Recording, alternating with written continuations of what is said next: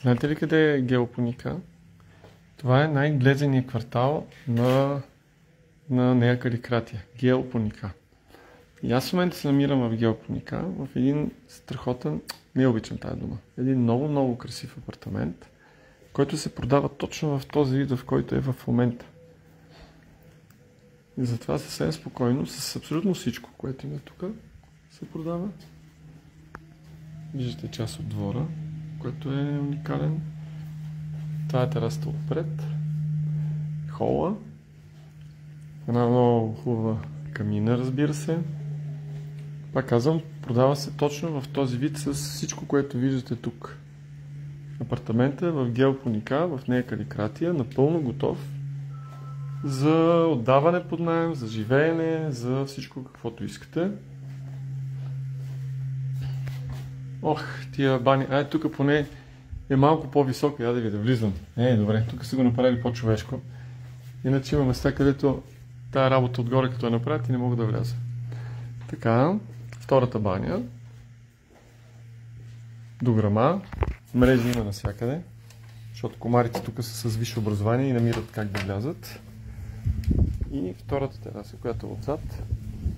Доматките за салатата с лузото. И тази тента е чисто нова, тя слага на миналата година.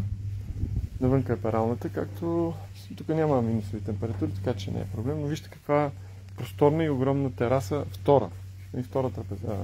втора веранда, освен тази, която е отпред. Тази гледа назад, много тихо, спокойно място, повтарям, в Геопоника. Това е най-глезания квартал, най-хубавото разположение, с, разбира се, най-добрата инфраструктура в района на Каликратия. Този апартамент е чудесен както за отдаване под наем, така и да си го ползвате, а защо не и двете. Цената е много добра. Цената е 125 000 евро. 67 квадрата е апартамента. За цена 125 000 евро. В това състояние, в което просто започвате да го ползвате, смятам, че изобщо няма какво да мислите дълго време. Ами просто ми се обадете сега. Имам една молба за тези от вас, които са останали до края на клипа. Това е лична молба. Моля ви, сложете отдолу под клипа една ръчичка, нещо си сложете. Просто искам да видя колко хора са тези, които остават до края на клиповете. Така ми е любопитно, ще съм ви много благодарен да го направите. Сложете по някакъв знак, плюсче, ръчичка, поздрав, каквото ще е, просто да знам, че сте изгледали клипа до края. Благодаря ви предварително за това, приятели.